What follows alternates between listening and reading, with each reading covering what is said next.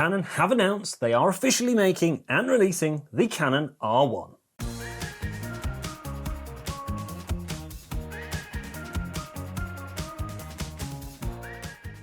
So I'm UK based, and Canon updated their website at the time of filming this 6 hours ago. This is the first time that Canon have come out and gone, yes, we are making the Canon R1, which is interesting because it's been rumoured since I was still at school. Okay, that's an over-exaggeration, but it feels like it's that long. This has been rumoured since before the Canon R3. Now, they haven't confirmed much about the R1 other than the fact that it is designed and aimed at professionals. So this means a couple of things. One, the physical body of this camera is going to be bigger than what we are used to with, say, the Canon R5 or the R6 or the R8. It is going to be similar size, if not slightly bigger than the Canon R3. Which means bigger batteries, more shots, longer life, longer recording for video. This is going to be a big-bodied, weather-sealed beast. But along with that, it also means it's going to have a hefty price tag. Now, the Canon R3 sits around £5,500. I think what will happen is Canon will reduce the price of the R3, and the R1 will sit at around maybe £6,000 to £7,000. So that means with that price range, most people probably aren't going to be in the price range for affordability or to justify a Canon R1. Now, with it being aimed at professionals, a lot of what they have said is towards sports professionals, so I would assume more to do with photography than videography. Canon haven't confirmed any specs really, other than the fact that it will include a new Digic Accelerator image processor alongside the current Digic X processor and a stacked sensor. Now, we've seen the Digic X processor in every Canon mirrorless camera recently. We have also seen a stacked sensor in the Canon R3. Now, I would assume the Canon R1 will have a stacked sensor like the R3, but Canon haven't confirmed this.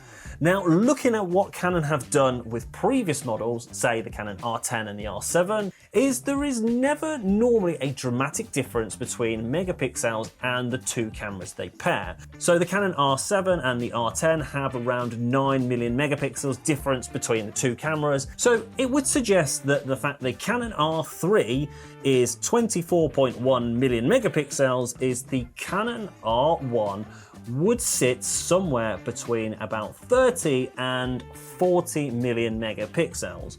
The 40 being the higher end of the optimistic me hoping for that.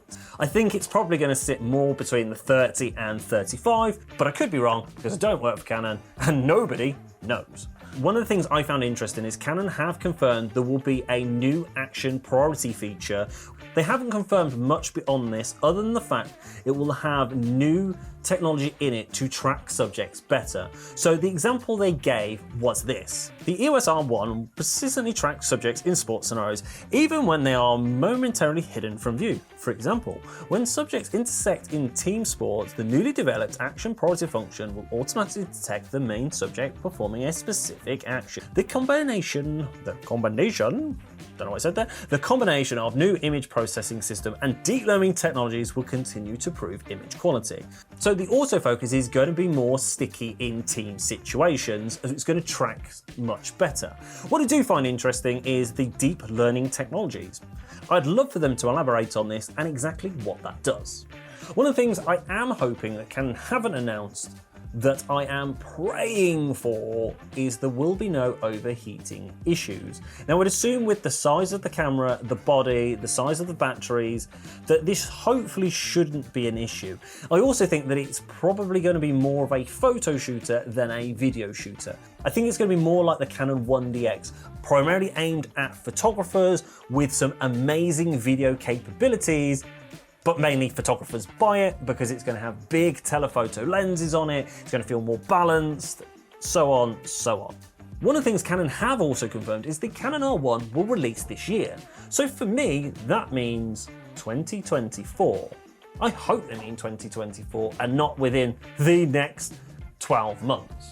because that would be 2025. Canon haven't announced a lot, and there are still a few things that I'd like to know, and one of them being, is it going to overheat? Is there going to be limited record time or limited burst because of the amount of data it's going to process? And then there is also the fact that we would really appreciate that IBIS wobble to be fixed. Then I'd also like to know, is it going to be a rolling or global shutter? We've seen competitors add global shutters to their cameras, and they've been spectacular in comparison to some of the Canon cameras. And then the last one is, how do I get one?